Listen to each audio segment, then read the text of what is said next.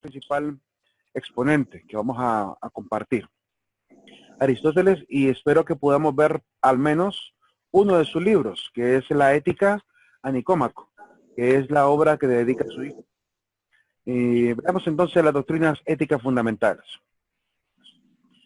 Vamos a comenzar con la primera parte de la ética, que es la ética antigua, que va más o menos del siglo V antes de Cristo, año 400, al año 100 antes de Cristo.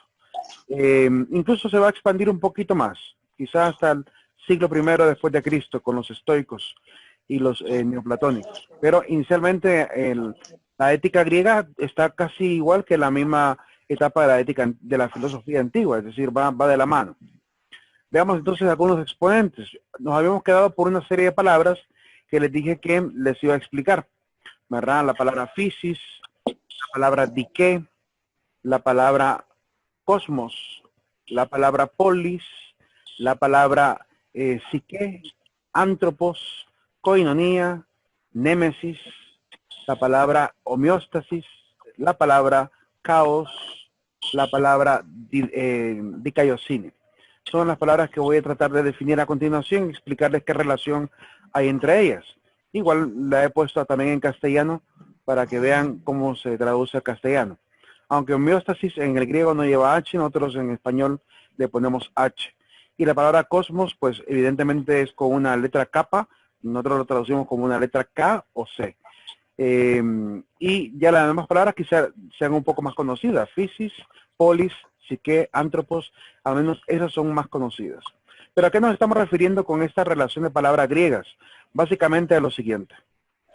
Primero, decimos que la naturaleza, que es la physis, ¿verdad?, subordina a la justeza, es decir que la justeza está subordinada a la naturaleza. Ya habíamos visto anteriormente que la justeza es básicamente el rigor al cual cada ser vivo pues se encuentra ordenado, es decir, hay leyes instauradas que evidentemente cada animal, cada planta cumple. Y el animal, específicamente para diferenciarlo del hombre, decimos que se mantiene ajustado a su entorno, a su hábitat. A esa justeza nos referimos. Pero también decimos que la justeza a su vez subordina, ¿verdad?, al mundo, subordina a la polis o a la ciudad y subordina al alma, que es la psique. Es decir, que esta justeza en el hombre, al menos, en el hombre, subordina su sociedad, que es la ciudad, la cultura, subordina también su entorno, el manejo de los recursos, la manera como él debe ser, se puede decir, racional en el manejo del recurso, y el alma, que tiene que ver evidentemente con la parte interior del individuo. La ciudad básicamente pues es la relación entre los hombres y su comunidad. Y en este sentido, la justeza ayuda a poder evitar que exista lo que van a llamar los griegos el caos. Si miramos la justeza desde el punto de vista de la naturaleza, tendríamos que decir que lucha la justeza contra el desajuste, contra el desorden, porque evidentemente en la naturaleza a veces ocurren también accidentes, y todo accidente que ocurren, ¿verdad?, responde también a otra cantidad de leyes que pueden llegar a predeterminar un fenómeno. Pero para eso está la justeza natural, que algunos llaman entropía, ¿verdad? Si lo aplicamos ya al espacio, la entropía es esta facultad de la materia de poder volver a un estado de reposo. En el sentido del funcionamiento de los organismos, en vez de llamarle entropía, tendríamos que llamarle, ¿verdad?, el equilibrio, es decir, una homeostasis, volver al estado de serenidad orgánica, ¿verdad? Y hay una ley, evidentemente, que está obligando a los organismos a funcionar de esa manera. Así que desde el punto de vista de lo natural, entendemos la justeza o la dike como si fuera equilibrio. Pero si lo aplicamos a la sociedad, en este caso, la justeza lucha contra el caos. Y este caos se da, evidentemente, entre los seres humanos, entre la sociedad, las guerras, los enfrentamientos, la falta de moral. Todos esos detalles, ¿verdad? Para eso entra la justeza a trabajar con el hombre y en este sentido la justeza toma un sentido diferente al del equilibrio. Le terminaríamos llamando dikaiosine o como lo traducimos en castellano, justicia. Básicamente la justicia es lo que nos permite poder controlar todos aquellos fenómenos que están evidentemente dañando la relación entre los seres humanos y generan caos. Ahora, desde el orden cósmico, ¿verdad? Decimos entonces que es el equilibrio, también se le llama ajustamiento, ¿verdad? Que existe en la materia, que existe en los seres, y que evidentemente ese equilibrio se rige bajo algo que llamamos el logos, es decir, la ley. Las leyes del universo se encargan de volver a hacer que los fenómenos que en algún momento se comporten de manera caótica o de manera desequilibrada vuelvan otra vez a un estado de serenidad.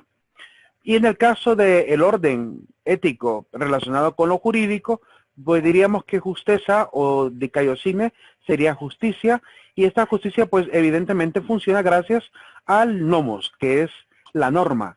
La norma es lo que permite evidentemente poder manejar la sociedad. Así que en este sentido los griegos creen que el ser humano tiene que mantener obviamente su conducta ligada a la norma para evitar que la justicia se pierda y para evitar que entremos en desarmonía. El primero de los exponentes de la ética antigua es Sócrates. Sócrates, hay que recordar en filosofía que es uno de los primeros, se puede decir que empezó a ser pionero en la parte humanista, porque va a ser el primero en empezar a interrogar el tema de la conciencia, el tema del autoconocimiento, y va a utilizar el lema de Tales de Mileto, que es conócete a ti mismo, ¿verdad? Que en griego sería gnosis eiton. Ese gnosis eiton de Tales de Mileto se transforma en una doctrina para Sócrates. Es decir, que tenemos que tener, es prácticamente una obligación del individuo, empezar a entender cuáles son sus vicios y cuáles son sus virtudes. Entre mejor sea el conocimiento del individuo, entre esos dos grandes límites, más probabilidad hay que pueda alcanzar, ¿verdad?, la prudencia, es decir, el justo medio. Debemos, por tanto, penetrar la esencia del ser humano. Y más que penetrar la esencia de otros seres humanos, es penetrar mi propia esencia. Es importante, entonces, para Sócrates, aprender a saber y encontrar la virtud. La virtud es lo único que nos puede alejar del vicio. En el sentido de Sócrates, el vicio es entendido como dejarse llevar por la animalidad, por la bestialidad. Entre más ligados estamos al vicio, más animales somos. Entre más ligados estamos a la virtud, más humanos somos. Entonces, en este sentido, la persona, si quiere disfrutar del placer, tendrá que al menos mantenerse en el justo medio, en el centro entre el vicio y la virtud, para no caer tampoco en la extralimitación de despreciar lo que naturalmente se nos ha dado. Por medio de ella, el hombre llega a ser bueno y todas sus obras. Así que con este pensamiento, él inicia básicamente en la filosofía lo que llamamos filosofía moral o ética. A pesar de ello, no es considerado el padre de la ética. Él es el padre del pensar, de empezar a racionalizar el tema de las leyes, ¿verdad? El tema de la búsqueda de la virtud. En cuanto a eso, pues decimos que la ética de Sócrates es la ética intelectualista.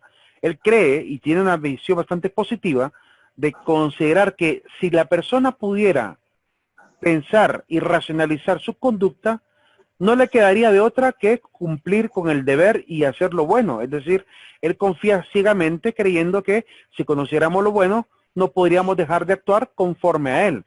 Demasiado positiva su forma de ver la realidad, porque más adelante, como vendrá Aristóteles, llegará a aprobar la visión de que el ser humano posee también una carencia, y es que hay seres humanos que a veces son incapaces de dejarse guiar por la razón, como vimos con la acrasia. La virtud y el saber son importantes, ¿verdad? Son sinónimos para Sócrates, así como el vicio es sinónimo de ignorancia. En este sentido, pues tenemos que aprender a desligarnos de aquellos vicios y de aquellos falsos caminos de la felicidad. Si le preguntáramos a Sócrates cuál es el camino de la felicidad, él al menos nos haría una advertencia antes de preguntar qué es ser realmente feliz.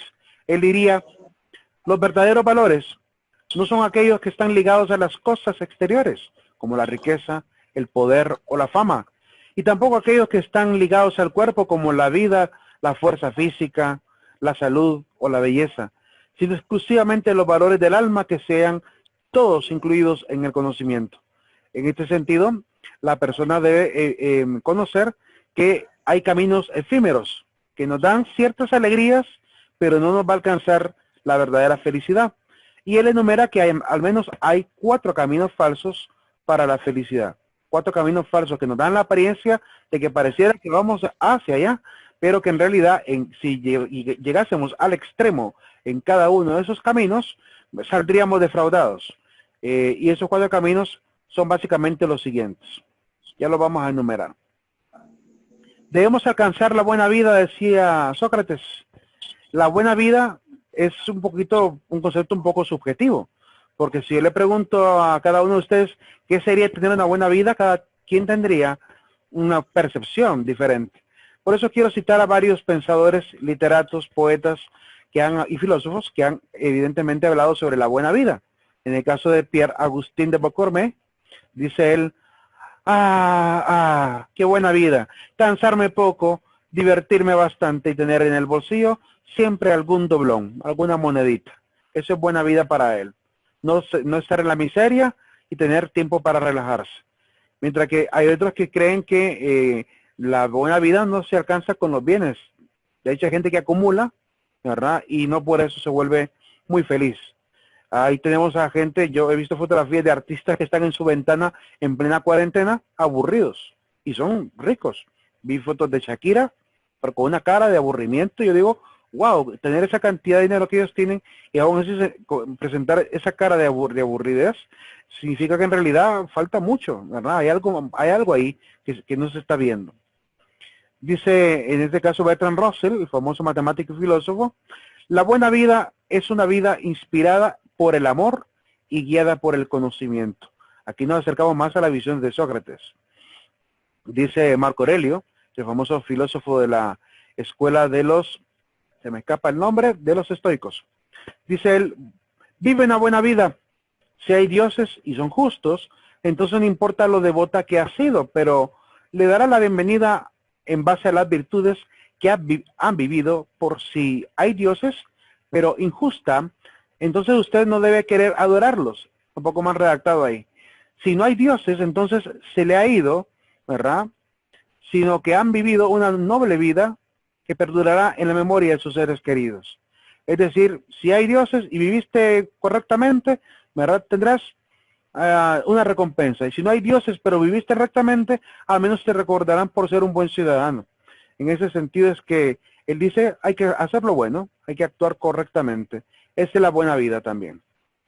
Desde el punto de vista de Platón, la buena vida dice, ante todo es necesario cuidar el alma si se quiere que la cabeza y el resto del cuerpo funcionen correctamente, ¿verdad? Cuidar el alma, no solamente pensar en la parte física, también pensar en la parte espiritual, en la parte intelectual. Vivir la vida gobernada por la razón, dirá más adelante también Cicerón, que es uno de los que va a mencionar que debemos vivir guiados por la razón. Los 4 caminos entonces falsos que menciona Sócrates son básicamente los siguientes. Primero, la fama. Habrá que preguntarles a la gente famosa si es realmente feliz. Hay gente que ha llegado a ser muy, pero muy famosa, duraron 30, 40 años siendo famosos y al final su vida terminó muy mal. El tema del poder, falso camino también para llegar a la felicidad.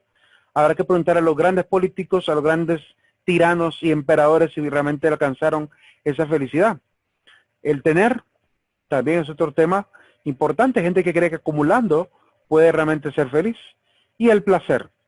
También hay gente que cree que con el placer se puede decir diferentes placeres, ¿verdad? Placer, sobre todo los placeres orgánicos, erótico, ¿verdad? Digestivo, todos los placeres que sean de carácter carnal. Entonces, en este caso, pues quiero poner ejemplos de gente que llegó al extremo de su fama, pero sucumbió a pesar de ello, que llegó al extremo de poder, pero sucumbió a pesar de ello, y así con cada una de ellas. El caso, por ejemplo, de Bill Cosby, el famoso Bill Cosby, que en los años 80 fue el afroamericano más famoso del mundo. Es un afroamericano que después terminó siendo acusado por violación, y por su fama se confió, se creía intocable, ¿verdad? Y al final lo terminaron pues encarcelando. Hoy está preso, a pesar de ser el famoso comediante de los años 80.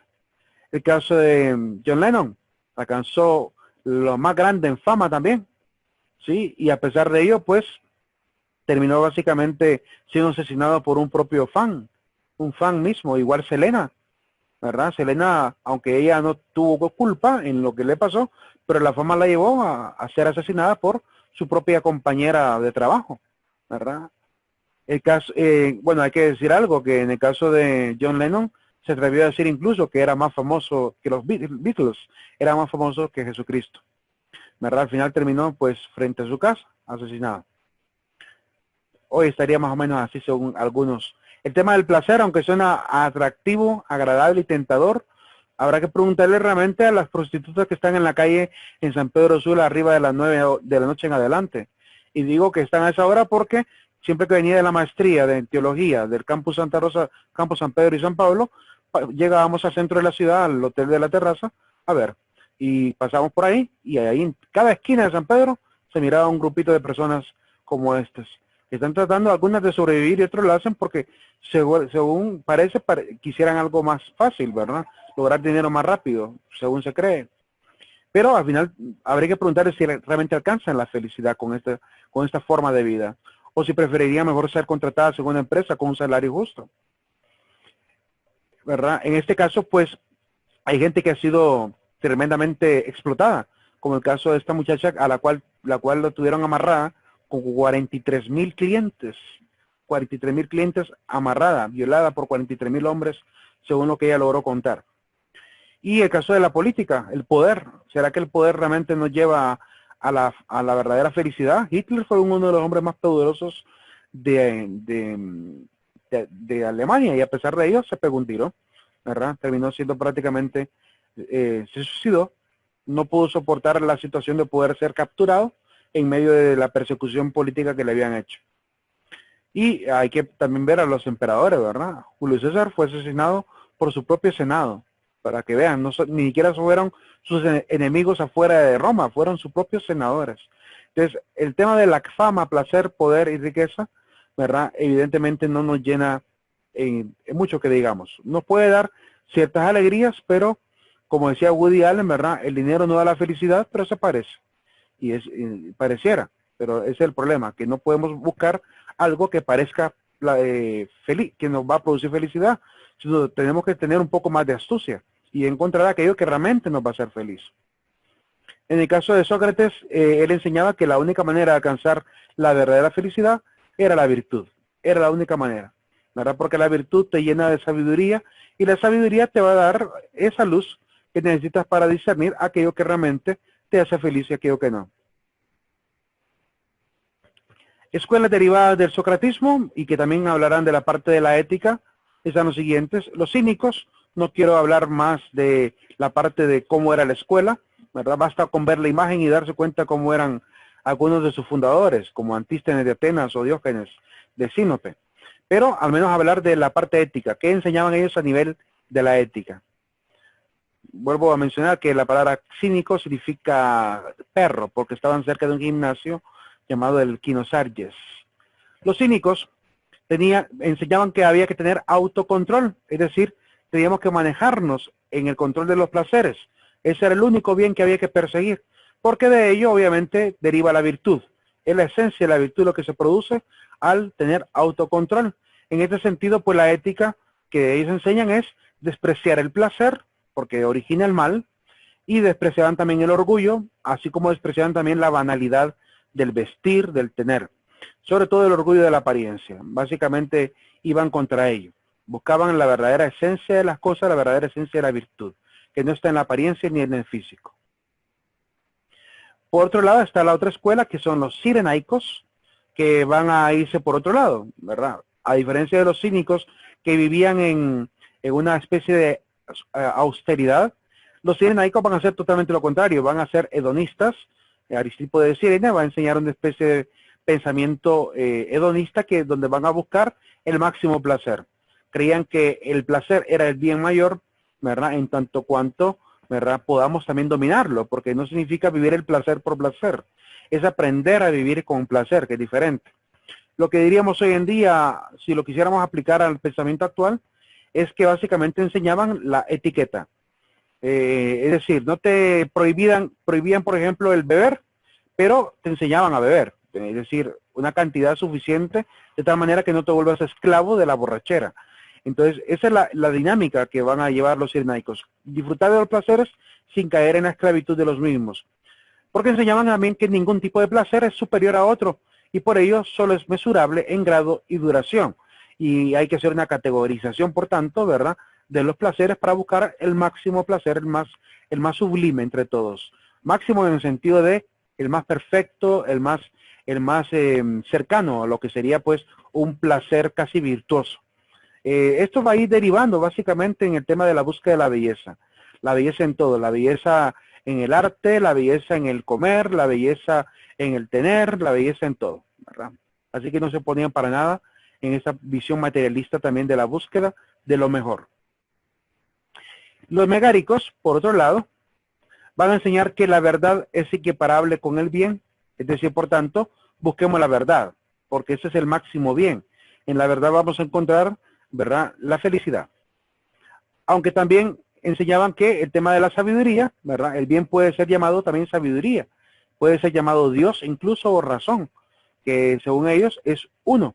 De hecho, esta misma idea del uno de los megáricos va a ser retomado más adelante por los neoplatónicos, que van a seguir hablando del uno en el sentido del ser máximo, que nos da el máximo bien también, del cual procede obviamente el secreto final del universo, que solamente puede ser revelado mediante el estudio de las cosas, mediante la lógica.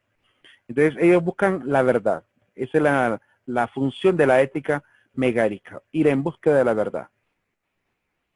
Un personaje de la misma escuela está Hipias de Élide, que además era un sofista, enseñaba que el fin de la enseñanza era el arete. La palabra arete tendría que ser traducido hoy en día como excelencia, ya que viene de la palabra aristos en griego, que significa mejor. De la palabra aristos también viene aristocracia, aristócrata. Tiene que ver con los mejores. El arete es la búsqueda que debe hacer el verdadero ser humano. El ser humano consciente, maduro y responsable busca la excelencia en todo. De hecho, esa visión de Hipias va a terminar siendo lo que hoy llamamos la calidad. Todas las empresas buscan la calidad en sus procesos, calidad en sus productos y también no podemos descuidar la calidad humana. Es un concepto vago el tema del arete inicialmente, hoy es un poquito más esclarecido. Cuando hablamos de excelencia ya entendemos a qué nos estamos refiriendo, aunque excelencia básicamente se presta a considerar que es todo aquello que sigue un plan de manera casi exacta. Eso es ser excelente. Si yo tengo el plan de ser un buen estudioso, significa que voy a estudiar lo suficiente como para llegar a hacerlo. Por tanto, cumplí el plan al pie de letra y por tanto alcancé la excelencia. Para ellos pues es la capacitación para pensar, para hablar y para obrar con éxito. Ese es el arete, es la capacitación para pensar, hablar y obrar con éxito. Como dirán más adelante los gurús de la calidad, es no cometer errores, ¿verdad? Es cero error desde el principio. Pasamos a la ética ya de Platón, salimos de Sócrates y sus influencias a las diferentes escuelas que siguieron después de él, y hablamos de qué enseñaba Platón desde la ética. ¿Alguna pregunta hasta ahora?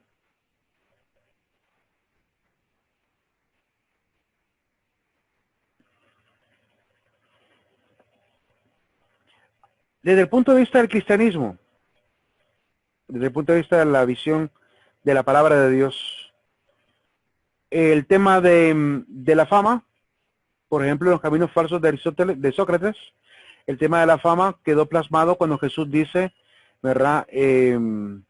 Los últimos serán los primeros y los primeros serán los últimos. Ahí quedó plasmado el tema de la fama, porque nos llama a no buscar los primeros lugares. A los apóstoles les hacía ese llamado, no buscar los primeros lugares, no buscar protagonismos, más bien pasar casi en anonimato. Y de hecho el mismo Jesucristo, ¿verdad? En Filipenses capítulo 2 se habla de que Él vino al mundo y pasó por uno de tantos. Es decir, vino al mundo y nadie lo reconoció inicialmente como Dios, ¿verdad? Porque nació de mujer y por tanto su imagen, su naturaleza de Dios estaba básicamente oculta a los ojos de los seres humanos. Pero evidentemente no se engrandeció ni buscó tampoco la gloria, a pesar de su condición divina. ¿verdad? Dice Pablo que él no hizo alarde de su categoría como Dios, al contrario, se anonadó, es decir, se hizo nada, ¿verdad? No buscó la fama, decir yo soy el hijo de Dios, ¿verdad? Vengan a mí, no, para nada. Eh, Sino que va a hablar con un lenguaje más figurado, ¿verdad? Que nos llama a él, pero de una manera no arrogante, como lo haría un falso maestro. Y esa es la verdad en Cristo. Ahora, el tema del placer, constantemente la palabra habla acerca de dominar los placeres.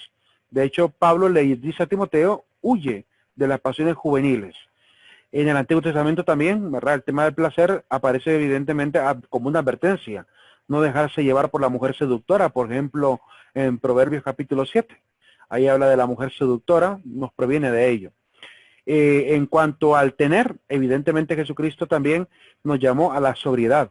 No llevéis alforja, no llevéis 2 pares de sandalia, ¿verdad? Y cuando Pablo también habla de la riqueza, nos pide también despojarnos. Jesucristo habló de que el rico difícilmente entra al reino de los cielos si no se libera de la riqueza, porque en la parte materialista nos ata y nos deja evidentemente fuera de el camino de Dios, porque estamos más preocupados por el tener que por Dios. Y el tema del poder, más bien nos enseña la palabra, aprender a someternos a las autoridades.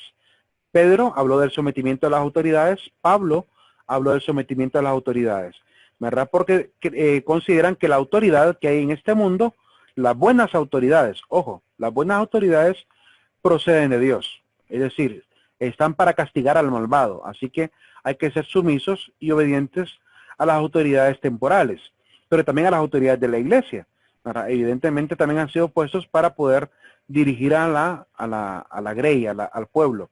Pero hay que tener cuidado de no interpretar ese texto, por ejemplo, de Pablo, de ser sumisos a las autoridades, descuidando el hecho de que la autoridad a la cual Pablo va a defender es una buena autoridad, una autoridad justa, ¿verdad? No podemos ser ciegos tampoco de ser obedientes a un sistema o a un régimen que evidentemente maltrata, destruye, ¿verdad? Mata.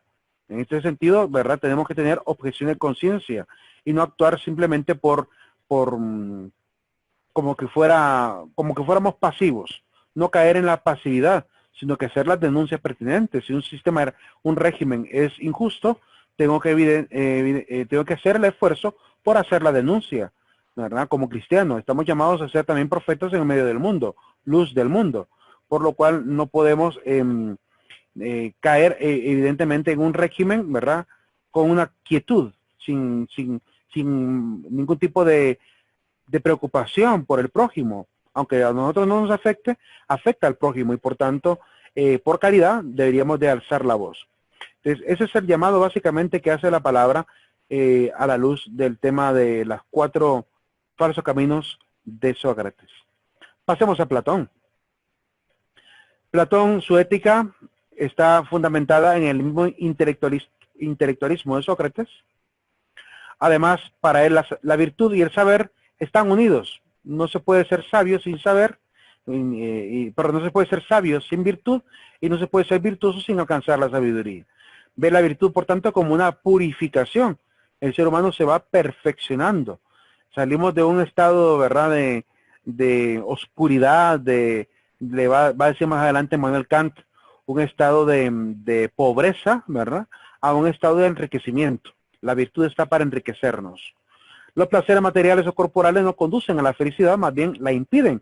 De hecho, leíamos en filosofía, al menos en mi clase, algunos fragmentos de Platón respecto al tema del placer, que cómo obstaculiza incluso alcanzar la virtud, el aprendizaje, el conocimiento, cuando de repente estamos queriendo, digamos, estudiar y nos ataca el sueño, la fatiga, el cansancio. Entonces, por todas esas razones, el cuerpo termina siendo, según Platón, un obstáculo para ser cada vez más perfectos.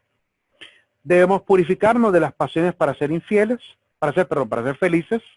En este sentido, tenemos que cambiar la actitud de dejarnos llevar por la pasión, porque nos puede volver esclavos de la misma.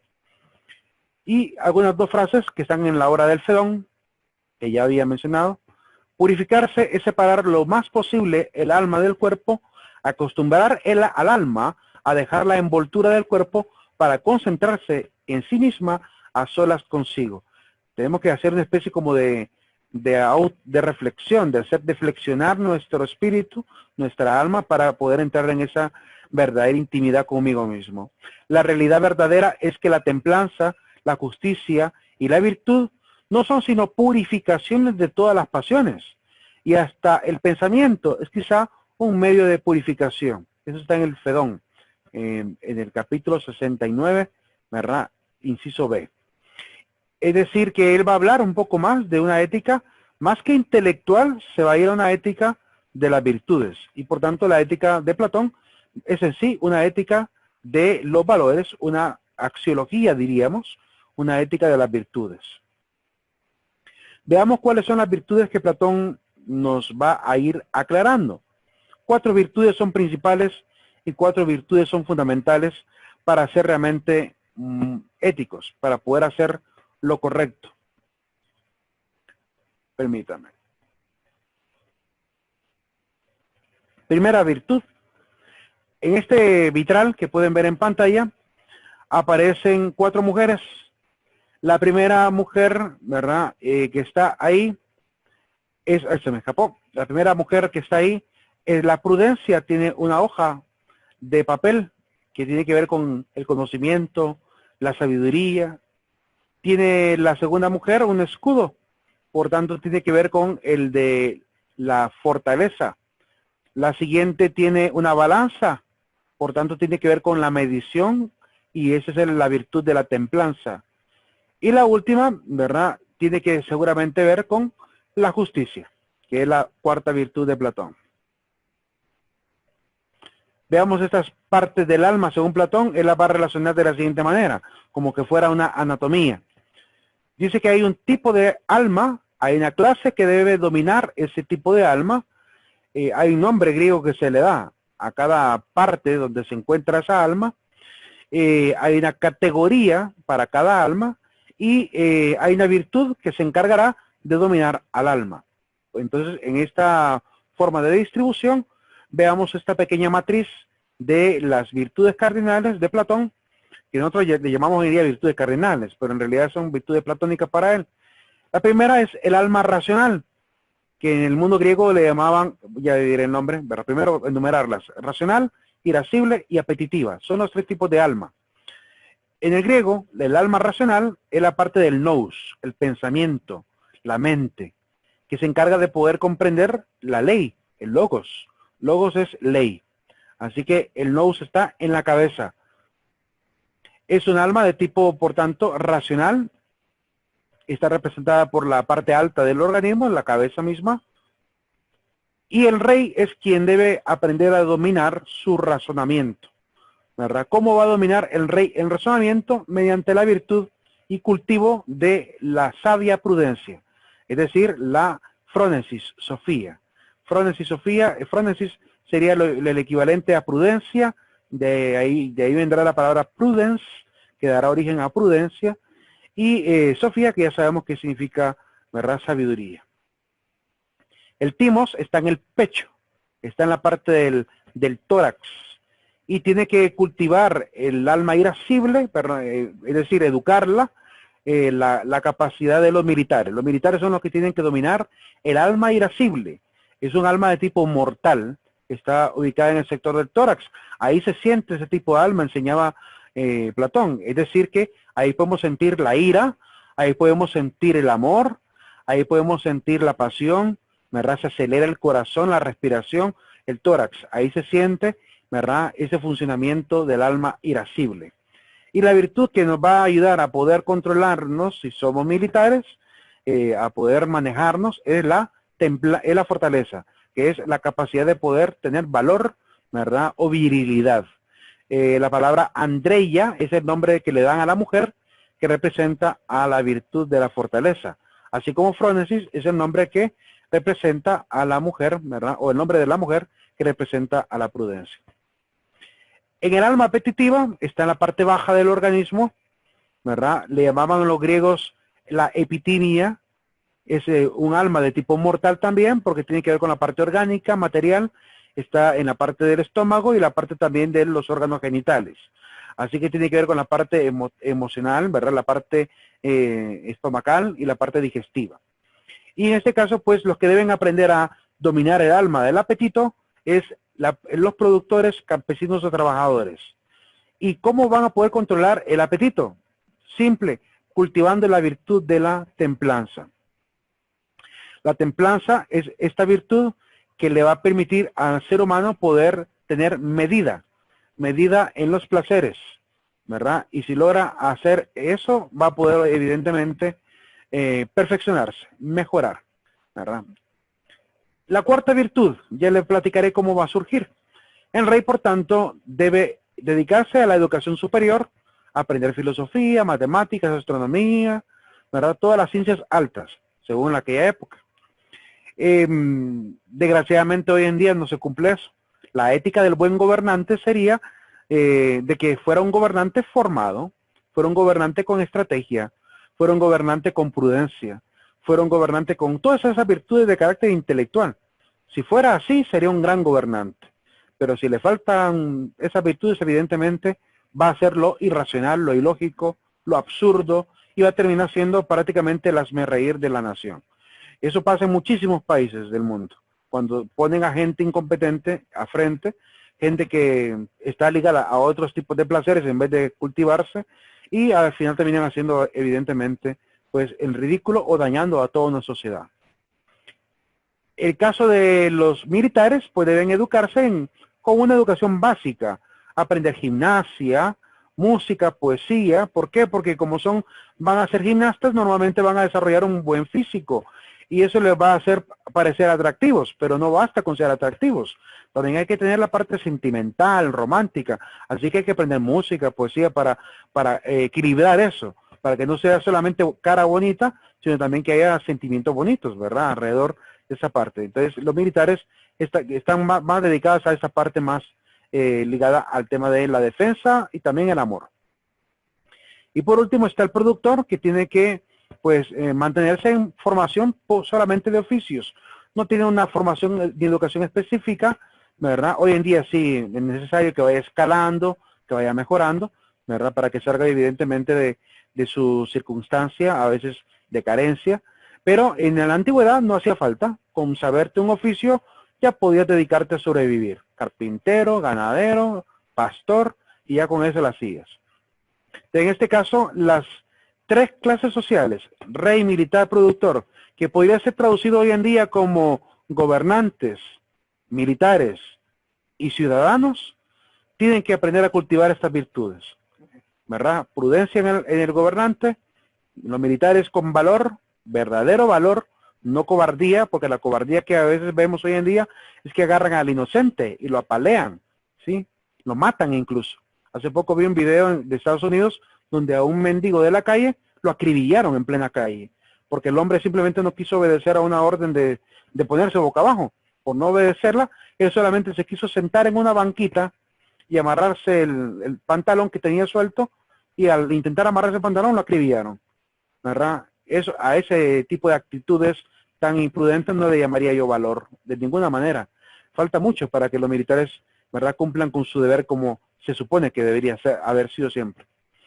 Y en el caso de los productores, pues hay que aprender a ahorrar, hay que aprender a guardar recursos, no despilfarrar el sueldo. Estamos a veces con una situación de crisis en la familia y andamos malgastándolo todo. De ninguna manera vamos a poder salir de la situación si no tenemos la cordura, ¿verdad?, de manejar correctamente con economía. Recuerden que economía es las leyes del buen manejo de los recursos. Si yo tengo buen conocimiento económico para poder tener un buen plan presupuestario en mi familia, jamás voy a poder salir de mi circunstancia y carencia. Por tanto, tenemos que aplicar también un poco la prudencia ahí, ¿verdad? No significa que porque el rey está con la prudencia, militar con fortaleza y el campesino con la templanza, significa que no podamos cultivar el resto. Claro que sí. Si podemos cultivar las cuatro virtudes, mucho mejor. Solo que la cuarta virtud no viene sola. Es decir, la justicia, según Platón, viene cuando el rey cumple con su deber, el militar cumple con su deber y los ciudadanos también colaboran y cumplen con su deber.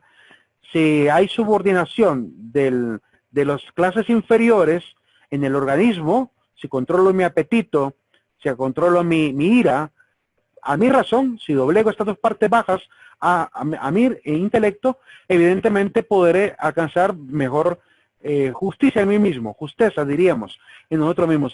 Habremos podido gobernarnos, tener dominio de sí.